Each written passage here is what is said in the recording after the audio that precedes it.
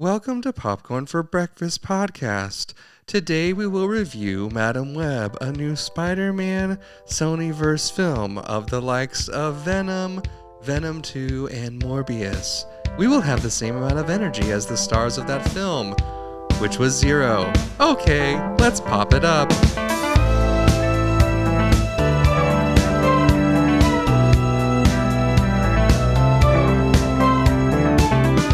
Is Popcorn for Breakfast, presented by St. Louis Area Smoothie Kings.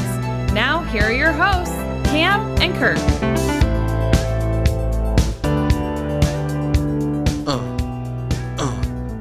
Let the music fade out. I said, let the music fade out. Oh, no. Because I got another song for you. No. Oh, it's happening, Cam. No. It's happening. Are you ready? No, I'm not.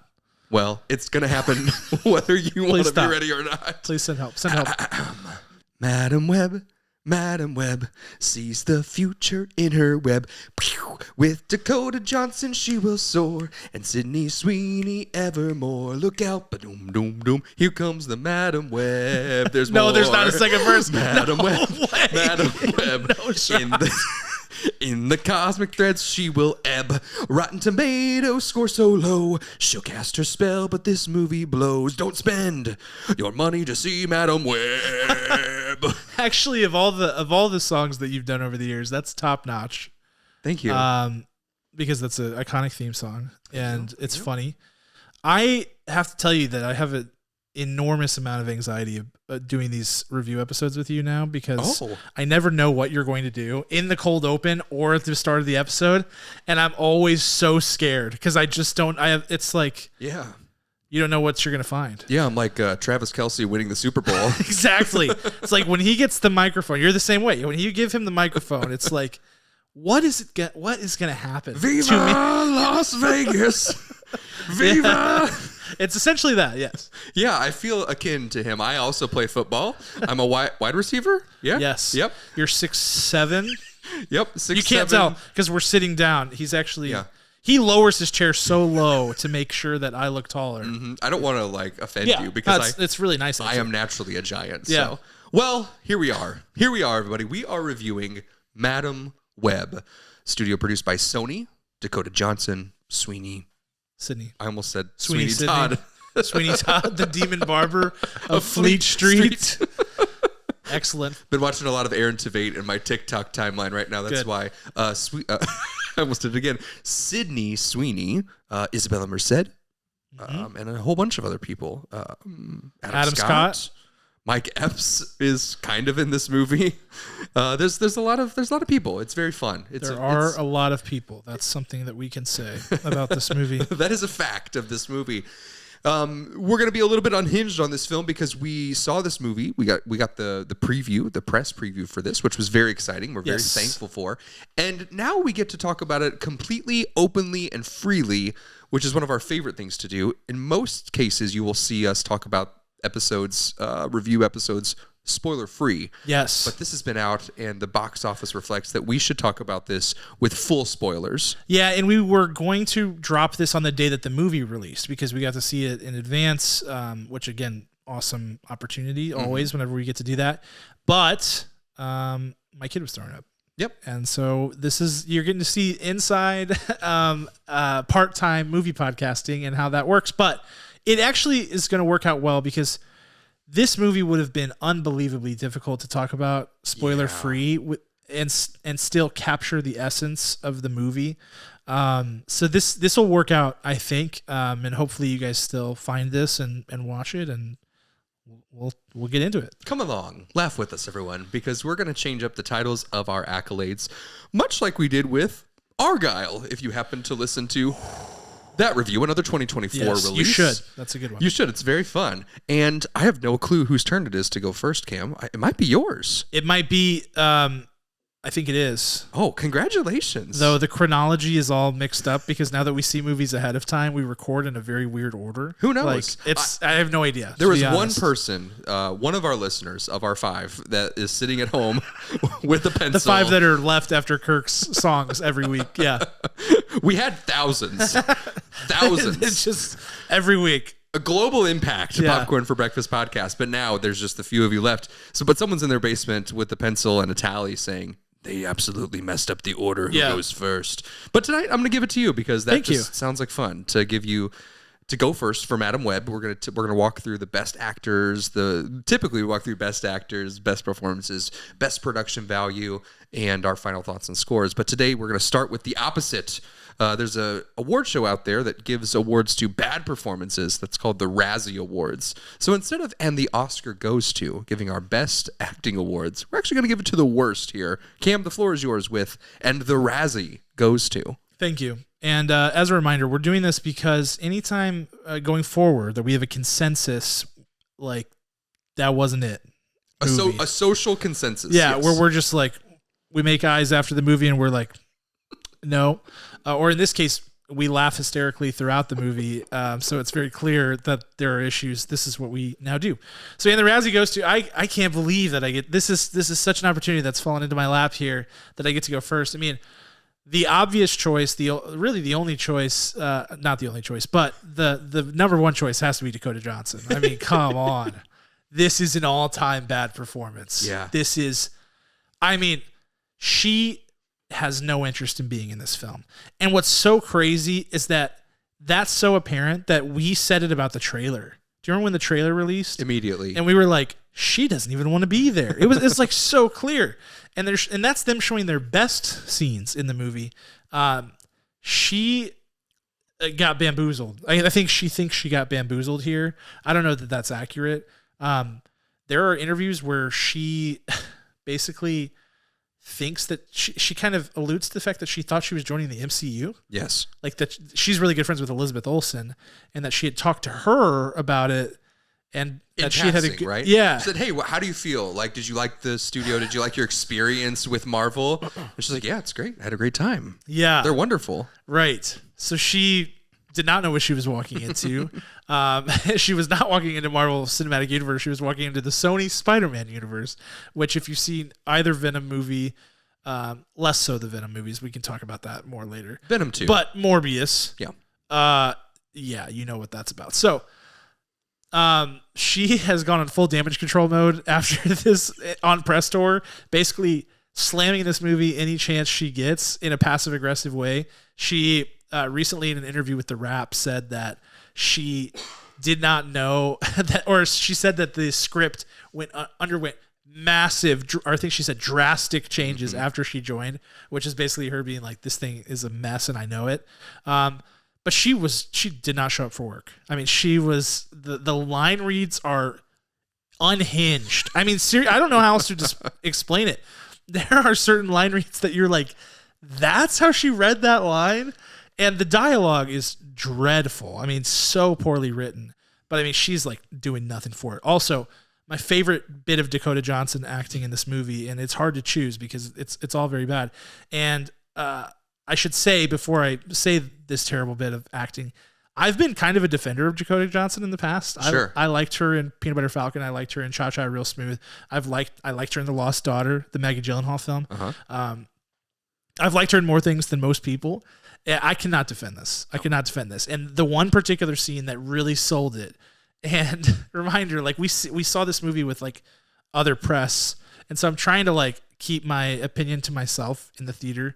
There are certain points where I could not stifle my laughter. I was like literally like like coughing, dying, laughing when she is driving the car. Yes. At multiple points in this movie to save her friends, because it's always her in a car, usually a stolen car. Actually, her facial expression's hilarious. She's like driving to save her friends from the bad guy at the climax of the movie, and she looks like she's going to the Piggly Wiggly to pick up like some coffee grounds. I mean, she looks like Saturday morning, just woke up, need to go to the like drugstore. Yes. I need to go Insane. I'm on my way to pick up stool softener. This is a really exciting drive here. I'm like, how did this get in the final cut of the movie? There was no one around being like, hey, Dakota, I know maybe you're not feeling it today, but could we have a little bit of energy? Reminder, you're trying to save people who are about to be killed. Like, I cannot believe how bad it was. Also, there's a scene in this movie that is absolutely dreadful where she is talking to her cat in her apartment. The writing is so bad. And we'll talk about plenty of the bad lines in this movie, but I love when she's talking to that cat and she's like, I don't know the exact line, but she's let's do it. I'll be the cat. She's like, the spider people, Las Arañas. Have you ever heard of Las Arañas? She goes, neither have I. It's so bad. The way that she pronounces it, the way that she reads it. Oh my gosh. Dakota Johnson, terrible career low performance. Cannot believe how bad it was. Yeah. So that's my Razzie. It's beautiful. It really is beautiful. The only other person who did just as terrible as her, I'm going to make my pick right now. His name is Tahar Rahim. Ladies and gentlemen, he plays our villain in Madam Web. And there's got to be something absolutely awful with his first recordings of this, because there's a little thing called ADR. It stands for Automated Dialogue Replacement in the film world. That means that maybe there was too much noise that happened. Maybe a character turned their back, or maybe there's time to fill, like, oh, they're walking along a giant hill. Well, let's just pretend they spoke there, and they put dialogue in there.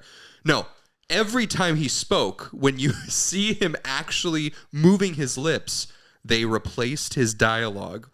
Not a single thing that he said was original to the filming of this. So they went in, they put him in the studio, or who knows, they might have put in a completely different actor and had him dub AI, these maybe lines. the AI voice over him. I don't know. They might have, but between the vocal performance, the second, the later replaced performance of his lines, terrible, absolutely awful. The way his inflections, and because they don't exactly match what he said in the moment. And his overacting throughout the entire thing. It was just absolutely miserable to watch, but also really hilarious. So at times, the words literally didn't match up with his lips, and that was also fun to laugh at in the theater openly. The ADR in general in this movie is wild. It doesn't stop at him. Wild. No, it's like all over the place. He was the worst. Is a victim. But there are multiple points with him, with Dakota Johnson, with many people in this movie, where their mouth isn't even moving. There's a scene where Dakota Johnson is walking in with the three girls she's quote-unquote kidnapped, and they're in kind of like this warehouse. It's near the end of the film that they're going for the big fight, and it's kind of dark, but you can still see them. Yeah, oh yeah, definitely. And they are not moving their lips in the slightest, yet they're having a full conversation, all four of them. Just another example of how bad. Yeah, just like a huge conversation, like a long amount, like a long discussion-ish. Yeah. For there to be no mouth movement at all. It's crazy. Like any amount of dialogue in a film is long, but especially if it's like 1 minute of them just walking toward the camera, that's a lot of screen time. And you see them just not moving their lips, but having a full conversation. And ADR is one of those things where once you see it in a movie, you can't unsee it. You know, like once you first start noticing that is happening, you see it pop up everywhere. Even in good movies, you can every once in a while catch it where it's like, usually it's like the back of someone's head. Yes. Almost always, actually, where they're talking, but their head's not moving like in a natural way to deliver that line. Here's 3 examples. Spaghetti Western movies. Yes. Obviously. Oh, yeah. Any foreign film that now has an English dub, or the language that you want to hear it in, right? Yep. That dub of that. Or 3, you turn on your TV and all of a sudden the voices aren't matching with the actors. And you're like, hold on. Turn the TV off, turn it back on. Oh, they match. We couldn't do that with Madam Web, and nothing would help it because it was just so poorly produced and executed that they had to redo almost everyone's lines throughout this film. Also, are you familiar with Mr. Tahar Rahim before this? I'm not. Not at all. Okay, so I guess he's been in some movies like Napoleon, etc. I don't remember him in anything personally. Is that how his voice sounds? That's the question. Was it a completely different actor? Because the texture of the voice is so off-putting. It's bizarre. It almost sounds like someone uncanny. Was trying to match his ethnicity. Like it wasn't. Yeah. Like maybe even a white person. I don't know, dude. There's something way wrong with it. But he delivers one of the great lines of the movie, where the girl from I can't remember her name, but she's in The Flight Attendant, that HBO show. Mm-hmm, mm-hmm. And she's like the guy in the chair for him. With all of this tech, by the way, this movie is supposed to take place in 2003. Yep. The tech is so far advanced of that. And I'm like, even if you're like, okay, they have government connections, whatever, he's really rich. No. No, I mean, like, no way. Nope. Facial recognition software, absolutely not. Which, by the way, I can't even talk about this movie without going down 1,000 rants. They use facial recognition based on his memory from his dream. Yes. He describes them, they model them, and then they de-age them by like 20 years. Insane plot point. Anyway. And they look as if they were standing in front of you, like with picture perfect accuracy. Pinpoint accuracy. Anyway, he's talking to her at one point, and she's like, basically like, are you sure you want to do this? They're just teenagers. And he goes, I have to clear my throat to do his voice. He goes, they're teenagers now, but in the future. I died. I was done. So yeah, all-time bad performance from this dude. That's right. In the future, they will not be teenagers. That is exactly correct. That is how time works and how aging works. Well done to the Madam Web writers. Okay, let's move on. Moving on. Typically, we have a section called Scene Stealer. I guess this still kind of applies, but I like to call this Scene Destroyer. Which actor absolutely ruined every scene they entered into? It's me again. Yes, it is. Oh Lord, this is a tough choice. There's so many good candidates here. There's a lot. I gotta go with Celeste O'Connor, who plays Maddie Franklin. That it's and I have to give some credit. This is world-class bad dialogue. This is like all-time bad dialogue, so it's really hard. But her character is the most insane. Like, I don't even know what they were going for here. Like, I do kind of know what they were going for. They were trying to make it somebody who's like comes from money but is rebelling against her parents. It's way off. Her characterization of even the written dialogue is bizarre. They're trying to build this relationship early on between Isabel Merced's character, Anya Corazon, and Maddie Franklin. Terrible. The scenes don't work. It's just not good all around. The facial expressions. And I hate to even pin it on her because I feel like it's a combination of bad direction and bad writing that really sets her off on the wrong foot. But this character was bad. Her characterization of this character was bad. It never worked at any point in the film. You're just like, get me out of here. And I think what really hurts is she shared a lot of her scenes with Isabella Merced, who hopefully you're not going to pick her for your scene destroyer. I felt was like far and away the best person in the movie, like actually tried and like carved out a character and made something out of this. And Sydney Sweeney, who is a talented actor, even though this was not a career high for her by any means at all. So the fact that she was like sharing scenes with those two, it did not work out. The chemistry was not there. It fell way flat. So sorry, Celeste, not one to put on the LinkedIn page there. LinkedIn. Is that a thing for actors? I don't know. Can you imagine? Leonardo DiCaprio's LinkedIn, Killers of the Flower Moon, at the top of the list. Yeah, my choice actually was also Celeste, so I can't pick her.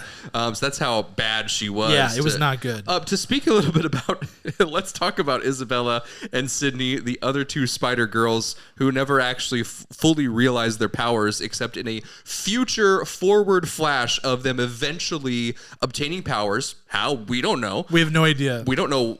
We have one glimpse of each of their powers is slightly different, but I mean, they're terrible costumes. Well, and how long is the dream / flash forward? Right. Is that 5 minutes? Is that 10 years? Is that no? 30 But also, years? like, how long is the actual scene in the movie? Oh, it's like 15 seconds. Yeah, I mean, a minute max that we see them with powers. But what I can say, Cam, is that in the flash forwards, they are still teenagers. So Tahar in the future missed his but opportunity. In the future, he was right. He was right. They'll still be teenagers. Isabella Merced and Sydney Sweeney, they really did try their best. But one of the funniest things I found about Sydney Sweeney is she just looked like a hentai character, an anime character the whole time. Like, I have a little outfit on. Like a schoolgirl. I can't believe you just said hentai on the podcast. You mean anime? That's what I meant. I have no idea what the other word is. Don't Google it. Okay, just edit that out, please.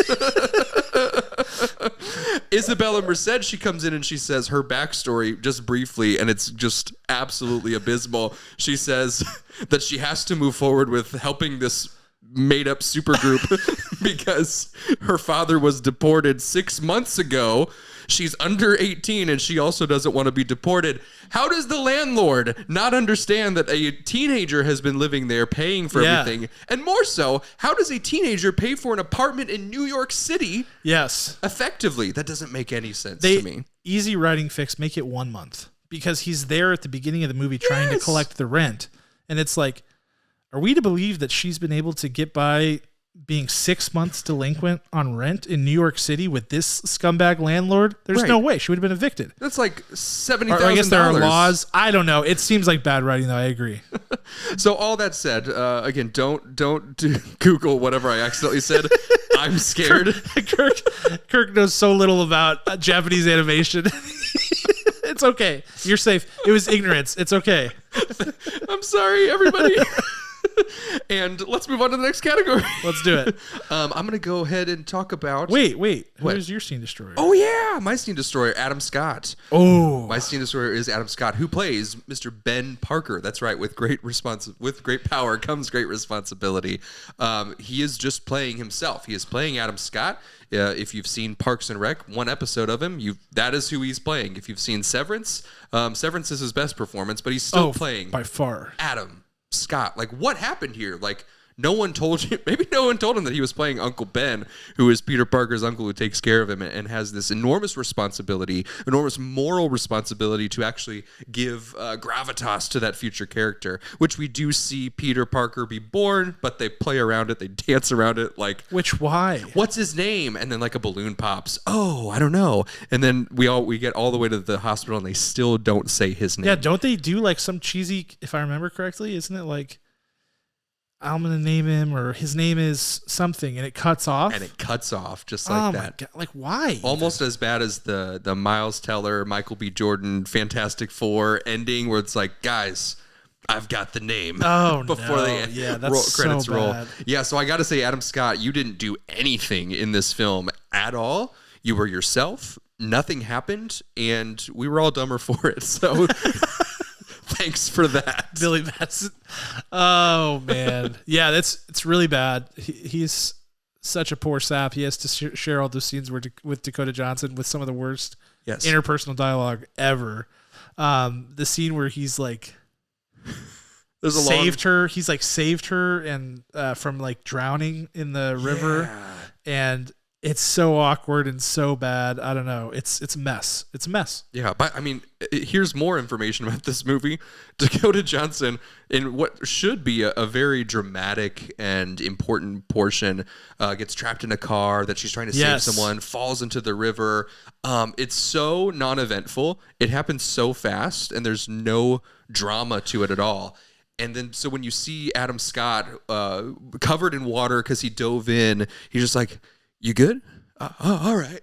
I'm glad you're alive. Like, there's no panic. There's no urgency. She just kind of sits up. She's like, wow, I can't believe I survived. And it's like the catalyst for her recognizing that she has powers too. Like, yes, because she saw it happen kind of twice. And she's like, whoa, that's kind of weird. I must have just blacked out or dreamt it in my weird drowning coma. I don't know. So bad. Yeah, good choice. Good choice there. Thank you. Next up. Formerly called Showstopper, but in terrible movies like this, we call it the biggest train wreck moment. So, Cam, lay it on us. Oh, can you pick one? The biggest train wreck moment. I think I wasn't thinking about it this way for some reason. I was thinking like director's shoes, which I know we're going to do next. So I won't go there yet. But I think for me, it's got to be the final battle sequence. Mm-hmm. First of all, how is there one? This is a superhero movie with no superheroes. And she's not even really a superhero in the comics at all. No. And the people who are, like Anya Corazon, who's like Spider-Girl, Maddie Franklin, I forget what Sydney's, what is her name? They Carpenter. call her Cornwall. Julia. Yeah, Julia Carpenter, who's Carpenter was her married name, so that's why she's Cornwall in this. Anyway, none of them do anything super at all because they don't have powers. So you get this final battle sequence, which is horrible. First of all, it revolves around a giant neon Pepsi sign. That's right. Which is just one egregious example of the horrifying and staggering amount of product placement in this movie. so much. Mm-hmm. So much. Calvin Klein, Yes. Adidas, Pepsi, Nikon. I mean, it's like everything. Chevrolet. Mm-hmm. It is crazy. It's everywhere. The Pepsi one is probably the worst because they do a barbecue and she's like holding a Pepsi can label out like such a large percentage of the frame, like you wouldn't even believe it. Yeah, I found it really weird when she looked directly into the camera lens and said Pepsi now $2.39, which were the costs in 2003. Like it doesn't translate. I wouldn't even have been surprised, to be quite honest with you. It's that bad. But this final battle sequence takes place on top of a fireworks factory, which sounds like a Looney Tunes episode, and is basically that. They get all these flare sticks and they start putting them into the boxes. They're of like, fireworks. let's blow this building sky high. Those should have blown pretty much immediately. Yeah. It takes 10 minutes before them to. They're like all on ignite. the roof. They've all escaped. It's crazy. Yes. So anyway, they've got this scene. Now, mind you, the villain in this movie is super enabled. Mm-hmm. He's got it going on. Strength. He's Las Arañas. He's got the he's got the power of the spider. He's got all the Spidey powers. He can climb walls. He can walk hilariously on the ceiling upside down. He can, as if he's strutting the runway oh man. of a fashion show. He just marches The in. way that he moves on the walls of the ceiling, I can't even. If I think about it, I laugh hysterically. So I need to put it out of my mind. So they're fighting a guy who's super enabled. She has no powers. The people she's trying to save, the three girls, they have no powers.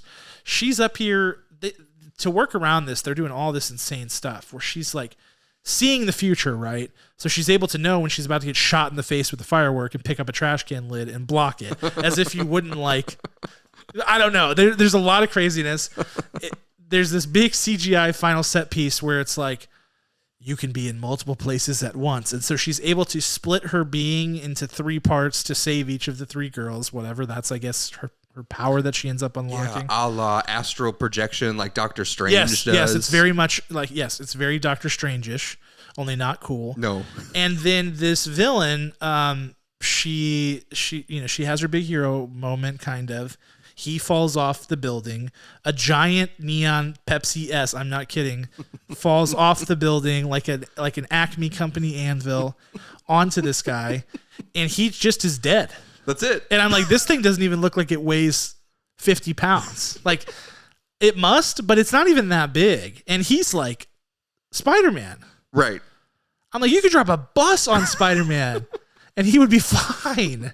You know? Like, yeah, like logistically, that the giant P in Pepsi, like there's obviously the cutout for the P, right? Is it a P? I Maybe think it is a P. Okay. And also, like if you're That's making, a little on the nose. if you're making that sign, also like there's gonna be like. This is super technical, but that sign is not going to be flush. Like the front of that P is not flush. Mm-hmm. There's going to be an indentation where the lights actually are structured right. and fit into. There's going to be a lot of space for him to survive. There's going to be a lot, airspace. And maybe that's in Madam Web too. I'm not even confident that an actual non-super enabled human being would for sure die from this. No, not at all. Maybe the fall. Mm-hmm. But again, I mean, this is Spider-Man, essentially. Yeah. He has all the same powers. Uh-huh. It's insane. So that is the train wreck moment. I'm surprised there wasn't an actual train that came and ran him over. Well, it would have been great. I mean, there is kind of a train moment, like a Deus Ex Machina moment where all the girls are about to die because he's like jumped onto their taxi and she just rams her car. Somehow she knows the roads and buildings through a building. She drives through a building like she knows them so well. She found a road that leads on top of the building garage in front of the Calvin Klein ad, drives through Correct. the half-naked model and onto the taxi cab, but only harming, of course, the bad guy and not the rest of the taxi. And not herself. She's fine. She's crashed a car out of a building into like Times Square. It's like 6 stories up. At least. Her big superhero wins are hit the guy with the car, yes, hit the guy with an ambulance, and then throw him off the building and have a giant neon letter fall on him. That's right. Those are her combos. I also love, and then we'll keep going. It's just so much fun. When she almost kills him with the giant Pepsi sign. And he says he somehow has all 3 of the girls tied up in I don't know what. Various issues. Yeah, one's falling off the roof. I don't know. Somehow they're all in danger, and he looks at Dakota Webb in his ADR voice and says, "You can't save all 3 of them." And she then astral projects and says, "Now I can." That she does say she does it. It's really it's quite a thing. I haven't laughed this hard in so long. Except for whenever we saw the movie. That was it's so good. What's your train wreck? My train wreck has to be when, after the conversation with her cat about spider people, she decides to immediately pick up and fly to Peru. Peru is where as one does, where her mother gave birth and died in childbirth to her in a sea of spider water. I don't know, and how the powers came to be.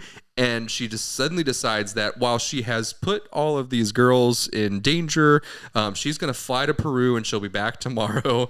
And so she somehow has the needs. I don't know if you know this, but EMT people. She's an EMT. They get paid basically minimum wage, which is incorrect. Like, it's not fair. Like, that shouldn't happen. But I know this because I've known EMT people.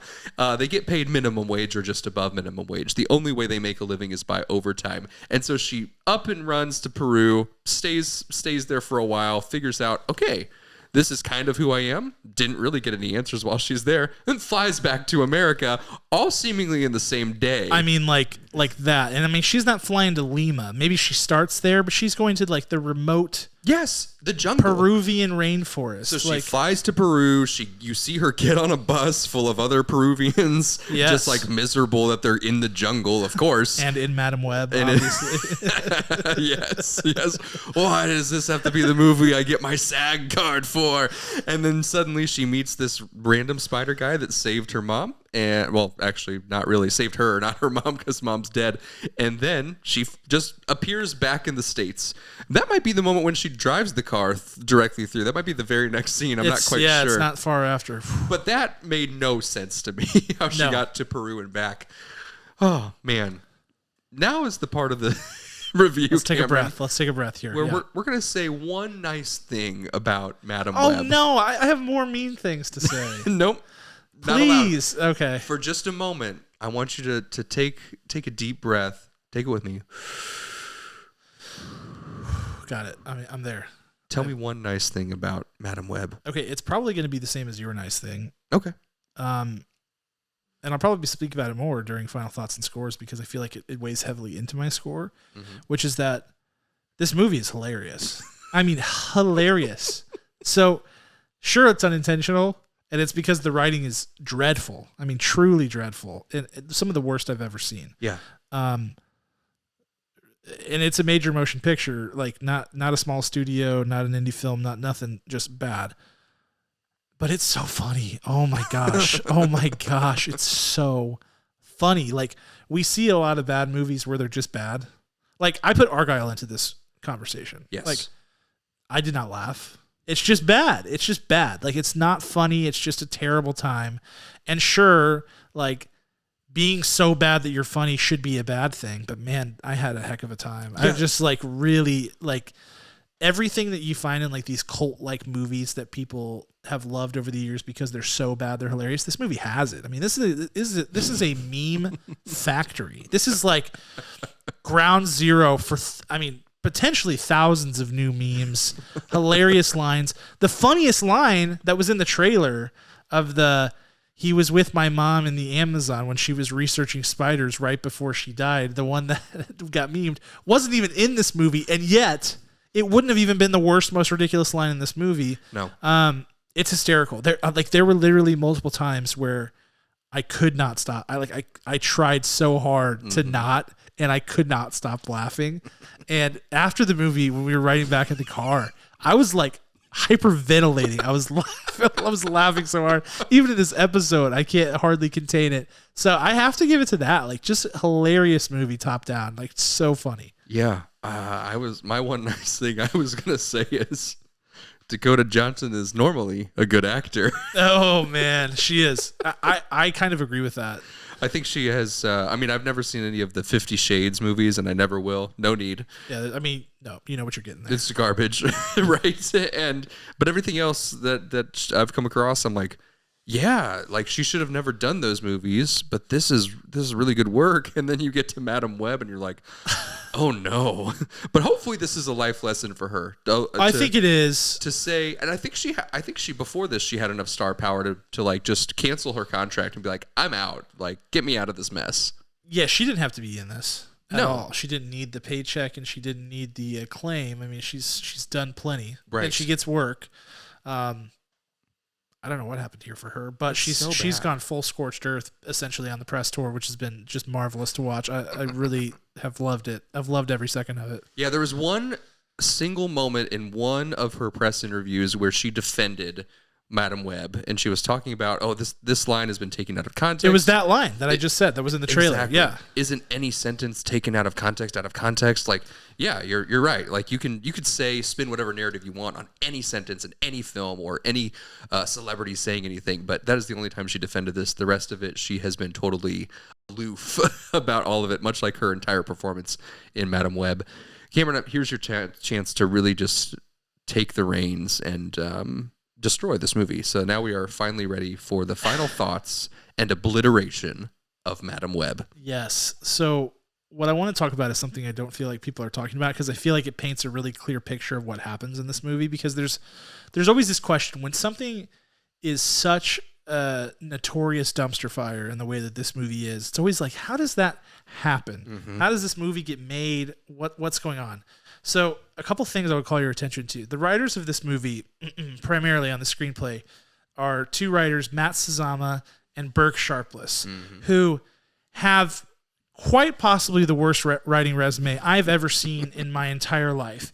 And it includes another Sony Spider-Verse movie, Morbius. It includes Power Rangers, the 2017 one. Yikes. It includes Dracula Untold, The Last Witch Hunter, and Gods of Egypt. These guys have written both. They've written all of those movies and this. Now, when this movie started production, I can't remember if Morbius was done or if it was released. I don't know. But Madam Web got announced around the same time that Morbius was kind of ramping up, if I can remember correctly. Mm-hmm. Morbius hilariously, historically bombed. It got terrible reviews. Nobody saw it. The box office was dreadful. They re-released it into theaters after the movie became a meme, because they were hoping people would go see it for the meminess of it, which was like the most incriminating thing I've ever seen a studio do, like self-incrimination. So what I think happened, because every other person who's credited as some version of writing on here, which there's like 7 other people, every other person on here has no writing experience whatsoever. They're either director, like S.J. Clarkson, the director of the movie, or they're producers. They have producing credits. So what I think happened was they were making this movie. They had faith in these writers. Morbius tanked. Mm-hmm. And Sony was like, this is all speculation. I should just say that. They were like, get those clowns off of Madam Web right this instant. Disaster. And you were left with a bunch of producers who had a terrible script, who had to try to piece this thing together. And this is what you get. Like them trying to take bad dialogue and make it good dialogue, but they're not writers. So like they can't do it. And it's a disaster. It is truly a world-class, horrible movie. I can't even believe it. I did not hate the first Venom, but I did not like Let There Be Carnage. Morbius was dreadful. This might be worse than all of them. Truly might be the worst of the bunch. But, and this is where I really struggle with my score, I had a fantastic time. I had a blast. I really did. So I've had this moral dilemma since we got some extra time to think about this movie, where I'm like, this movie, so I gave Argyle like a 1.3, right? 1.3. Yeah. Worst score I've ever given. This movie is technically worse than that film. Yeah. On almost every facet. You know, it's not like way worse, but I think it's worse. But it's so much fun. And so I should give it less points because it is worse on paper. But you know what? I'm not going to. Because I enjoyed it, and I would gladly rewatch this again for the hilarity of it all. And I would be honored to have it on my shelf of movies back here. Yes. Because it's so funny. So I'm giving it 2.1. All right. Out of 10. All right. Knowing that it is worse, but that I enjoyed it so much. Yeah. One of the things I love about that's also been leaked, I think, by Dakota Johnson, is that the original script was kind of like a Terminator theme.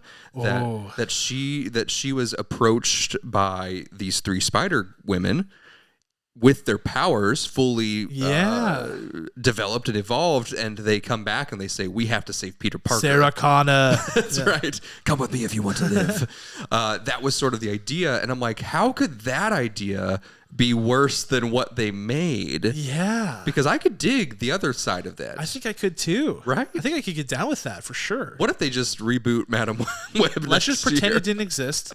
Let's pull a James Gunn Suicide Squad and call it The Madam Web. Yes. Bring back Dakota Johnson. It's Web Redemption. Daniel Tosh. We try again. I don't know. I kind of like it. Oh, I love it. I absolutely love it. So to obliterate this film further, I don't know if it's possible. It's just such a mess, but so much joy. Argyle is an inferior film to this, and so many others are. You mean superior? Argyle is inferior to this. You think Argyle's worse? Because it's no fun. Same reason. Yep. Same reason. I fully agree with you. Like, if I can go in and watch a movie and laugh at it, then great. I also recently watched the 2024 release of Freelance with John Cena. Dude, that looks so bad. Who's in it? Alison Brie. I mean, just not fun. Not even bad funny. Oh, it's not bad. It's not funny bad. It is released with one of the rare honors of a 0% Rotten Tomatoes score during its premiere weekend. Sheesh. And it deserves it. It's really, really terrible. If it could have a negative score, I would absolutely be on that train. But so here for Madam Web, I really enjoyed just the hilarity of how everything came to just an absolute atom bomb of mishaps. Madam bomb, if you will. Madam bomb. Cameron, get me out of here. We need to shut this down. I've become infected by the terrible writing. These are jokes that they would write. So I think I might have enjoyed it even more than you. Let's go. I don't even know how that's possible. Let's go. Before I give my score, I just want to have the opportunity for us to say our absolute favorite line. Please. Together. There's a moment where she kind of goes into her Madam Web Dakota Johnson, of course, goes into her Madam Web powers. She's able to like see her mom and speak to her. And before she sees her, though, she's sitting in the doctor's office where her mom was pregnant before she went into the Peruvian jungle, and the doctor is telling her, "Oh my goodness, your child has this. Your child has this." It's the whole reason that she went to the Peruvian jungle 1 week before she gave birth was to find a solution, a serum from this spider, right? That eventually saves Dakota Johnson, and in it the doctor says all these things that she's got wrong that's going to happen to her, and Dakota Johnson turns around and says at the same time to her mother, she says, I don't have a neuromuscular disorder. Oh, it's like chef's kiss. Here we have an clearly able-bodied woman. We've spent over an hour with her at this point, bordering on an hour and a half. She's an EMT. She's clearly not inhibited physically in any way. No. And they chose to write that line and have her go, I don't have a neuromuscular disorder. It's like, duh. Right. We know. We all know. You know why? Because the spider transferred its powers to you. Durr. Like, it's so bad. Also, a little bit ableist of that mom. Not to be this guy. Yeah. But I was surprised that in this day and age, they can have that scene where, like, she's talking about how her kid has a disorder, and the mom's like, I refuse to accept that life for my kid. As if her kid is, like, dead, essentially. I was like, rough. Like, I guess her only redeeming quality is that she doesn't, just get rid of the child, that she says, all right, I'm going to save this child. But, man, I was like, that's a tough look. That's a gray line right there Definitely. that she crosses. But I don't have a neuromuscular disorder. By far, like, had me and Cam to our knees as we recited it, walking out of the theater. Dead. We had to grab the buildings around us. I lost grip on reality. I was laughing so hard. Just pure euphoria.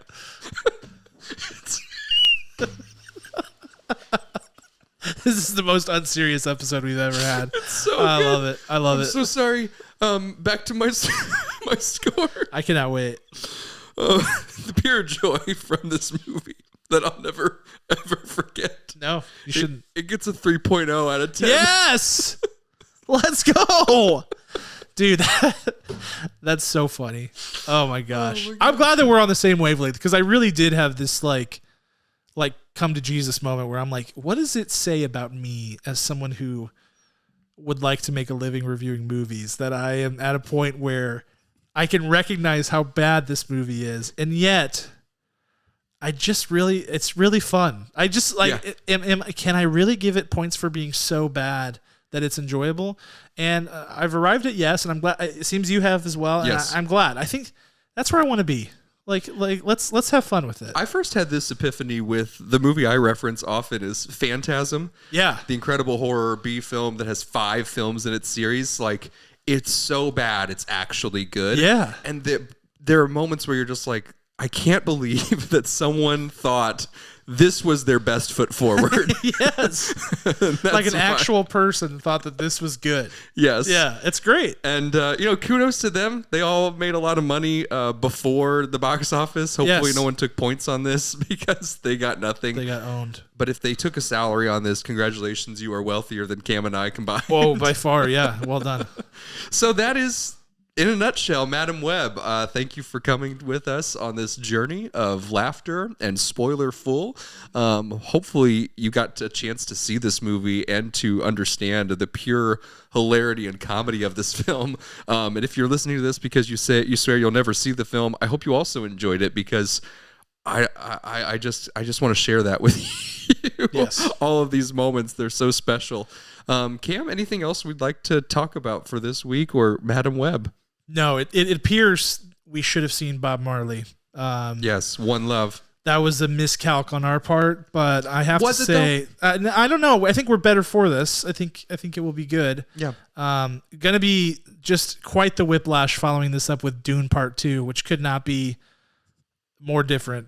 On the opposite end of the spectrum. Yeah, that's gonna be crazy. So we'll have that coming soon. I mean, it's gonna be a week. Man, well, we just appreciate all of you so much.